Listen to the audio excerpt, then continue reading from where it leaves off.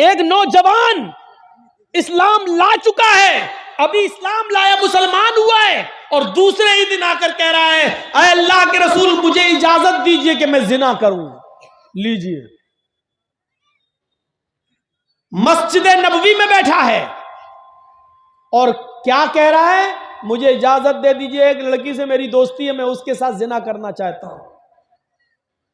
اجازت کس سے مانگ رہا ہے؟ دو چیزیں سمجھ لیجئے. اجازت کس سے مانگ رہا ہے؟ جو دنیا میں اللہ کے بعد سب سے بڑا درجہ کس کا ہے؟ محمد رسول اللہ کا. اجازت کس سے مانگ رہا ہے؟ دنیا کی سب سے بڑی ہستی سے. اور اجازت کس چیز کی مانگ رہا ہے؟ زنا، سب سے گندے کام کی. سوچئے، صحابہ کیا ڈانٹ رہے ہیں، پھپ چپ ہٹ. اللہ کے نبی کہہ رہے نہیں، اس کو ڈانٹو نہیں. ادنو منی، یہ ہے حدیث کے الفاظ، مجھ سے قریب ہو جاؤ، میرے پاس آ جاؤ. وہ اللہ کے نبی کے پاس آیا. وہ سمجھ نہیں رہا ہے کہ ہم کیا، جس ماحول سے، جس سماج سے نکل کے آیا وہاں زنا کی کوئی حیثیت ہی نہیں. کپڑوں کی طرح لڑکیاں بدلی جاتی ہیں وہاں پر، آج اس کے ساتھ کل اس کے ساتھ پرسوں، کوئی حیثیت. اس ماحول سے نکل کے آیا، زنا کی اجازت مانگتا ہے، جبکہ زنا اسلام میں حرام ہے. لیکن اللہ کے رسول صلی اللہ علیہ وسلم کی حکمت دیکھیے، مصلحت دیکھیے، دور اندیشی دیکھیے. صحابہ ڈانٹ رہے ہیں، آپ کہہ رہے ہیں صحابہ سے نہیں تو اس کو مت ڈانٹو، میں سمجھاتا ہوں. بلایا، ادھر آؤ. کیا اجازت دے دیجئے. میں، آپ نے کہا زنا کرنا چاہتے ہو؟ جی. اچھا ایک بات بتاؤ، کیوں اس کے ساتھ یہ زنا کیوں کرنا چاہتے ہو؟ اللہ کے نبی، وہ ہمیں اچھی لگتی ہے، اس سے ہماری دوستی ہے، تعلقات ہیں، نہ میں اس کے بنا رہ پاؤں گا نہ وہ میرے بنا رہ پائے گی. او یہ بات ہے. اچھا ٹھیک ہے. اوفو، انداز دیکھیے سمجھانے کا. اچھا ٹھیک ہے، ٹھیک ہے، میں بھیج دوں گا، زنا کرنا ہے ٹھیک ہے دے دوں. لیکن یہ بتاؤ، اگر میں تم سے یہ کہوں کہ یہ کام تم اپنی ماں کے ساتھ کر لو تو کیا کرو گے؟ یہی ہونا چاہیے. یہاں بیٹھے ہوئے جتنے بھی لوگ جو موبائل پر لڑکیوں سے گفتگو کر رہے ہیں فون پر، ان سے کہا جائے کہ تم جن کی بہن بیٹیوں سے باتیں کر رہے ہو، اگر تمہاری بھی بہن بیٹی سے کوئی بات کرے تو تمہیں اچھا لگے گا؟ تو ایک دم غصہ، چپ. انداز یہی ہے اللہ کے رسول کا. آپ نے کہا اگر میں کہوں کہ یہ کام تم اپنی ماں کے ساتھ کر لو تو کرو گے؟ کہتا کیا؟ آپ نے کہا جو اس لڑکی کے پاس ہے وہ تمہارے ماں کے پاس بھی ہے. انداز دیکھیے، جو چیز حاصل کرنا چاہتے ہو وہ چیز تو تمہارے ماں کے پاس بھی ہے. کہتا ہے فدا کا ابی و امی یا رسول اللہ، اے اللہ کے نبی میرے ماں اور باپ آپ پر قربان. ایسا کون بے شرم و بے غیرت انسان ہوگا جو اپنی ماں کے ساتھ، اس کی عزت کے ساتھ کھلواڑ کرے گا؟ ایسا کون ہوگا؟ آپ نے کہا نہیں بالکل ٹھیک تم نے کہا کہ ایسا کوئی نہیں ہو سکتا جو اپنی ماں کے ساتھ غلط کام کرے. اچھا سوری، ماں کا نام لے کر میں نے آپ کے جذبات سے کھیلنا نہیں. اچھا ایک کام کرو، اپنی بہن کے ساتھ یہ کام کرو. کہتا کہ میرے ماں باپ آپ پر قربان، کوئی بہن کے ساتھ بھی نہیں کرے گا شریف انسان. آپ نے کہا اچھا بیٹی کے ساتھ؟ کہا اللہ کے نبی کیا کہہ رہے ہیں آپ؟ کوئی شریف النفس اپنی بیٹی کے ساتھ بھی یہ کام نہیں کرے گا. آپ نے کہا اچھا اپنی خالہ کے ساتھ، پھوپھی کے ساتھ، لاسٹ میں کہا چچی کے ساتھ. کہنے لگا نہیں. اب اللہ کے نبی نے کہا نوجوان اتنی سی بات مجھے بتا دو، جب تم اپنی ماں کے ساتھ، بہن کے ساتھ، بیٹی کے ساتھ، پھوپھی کے ساتھ، چچی کے ساتھ، خالہ کے ساتھ یہ کام نہیں کر سکتے ہو، تو جس لڑکی کے ساتھ تم یہ کام کرنا چاہتے ہو وہ بھی کسی کی ماں ہوگی یا بہن ہوگی یا بیٹی ہوگی یا بیوی ہوگی یا چچی ہوگی یا خالہ ہوگی. پھر وہ انسان کیسے یہ گوارا کرے گا کہ میری بہن کے ساتھ یہ کام کوئی کرے، بیٹی کے ساتھ یہ کام کرے؟ بھانجی کے ساتھ یہ کام کرے، چچی کے ساتھ یہ کوئی کام کرے، خالہ کے ساتھ کوئی غلط کام کرے. نوجوان، جو تم اپنے لیے پسند نہیں کرتے ہو وہ کام تم دوسروں کے لیے کیوں پسند کر رہے ہو؟ دوسرے کے ساتھ کیوں پسند کرنا چاہتے ہو؟ کیا تم یہ پسند کرو گے کہ تمہاری بہن کے ساتھ کوئی غلط کام کرے؟ کہا نہیں.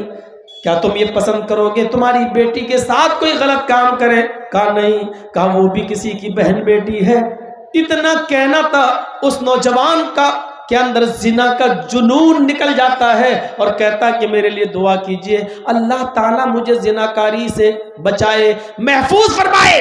اللہ کے نبی صلی اللہ علیہ وسلم نے اس کے سر پر ہاتھ رکھ کر فرمایا کہ اللہ اس نوجوان کی نظروں کی حفاظت فرما.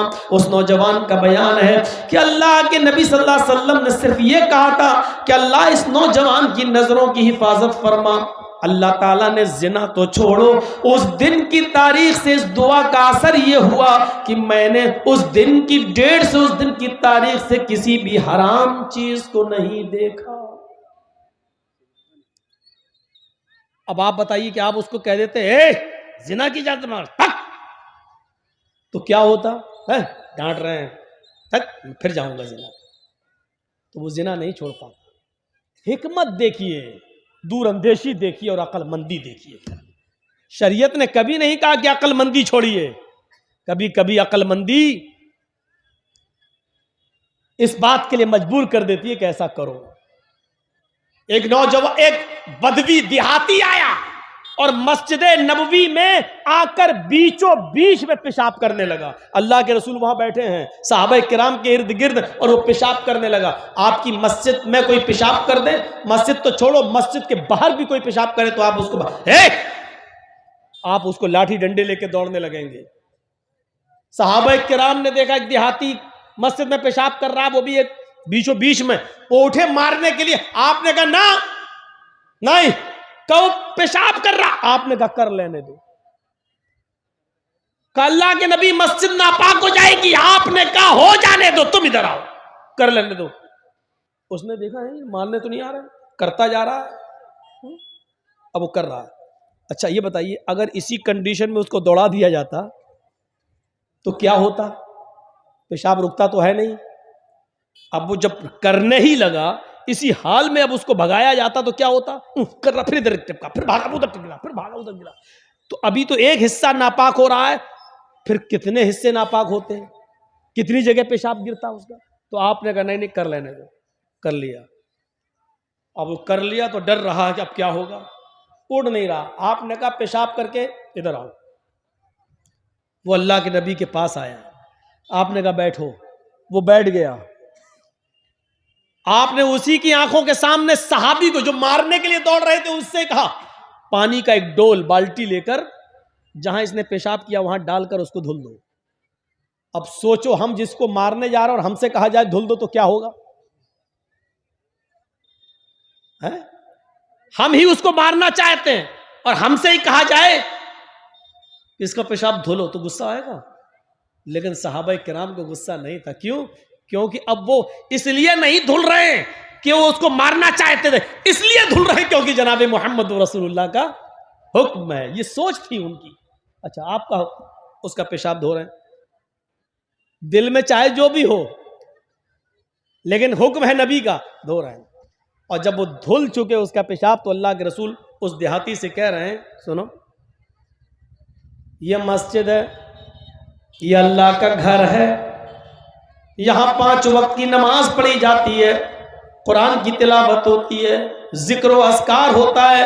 میں اللہ کا نبی ہوں، میرا نام محمد ہے، میرا باپ عبداللہ تھے، محمد ابن عبداللہ ہوں، مجھے اللہ نے رسول بنا کر بھیجا ہے، میں محمد رسول اللہ ہوں اور اللہ نے مجھے پیغمبر بنا کر بھیجا ہے، 5 وقت کی نمازیں فرض کی ہیں.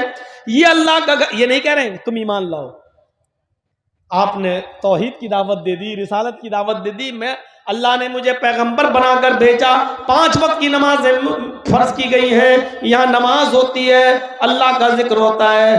جاؤ آئے دیہاتی، آئندہ اس مسجد کا احترام کرنا، کہیں باہر کہیں پیشاب کر لینا لیکن اللہ کے گھر میں جہاں ذکر و اذکار ہوتا وہاں پیشاب مت کرنا، آئندہ اس بات کا خیال رکھنا.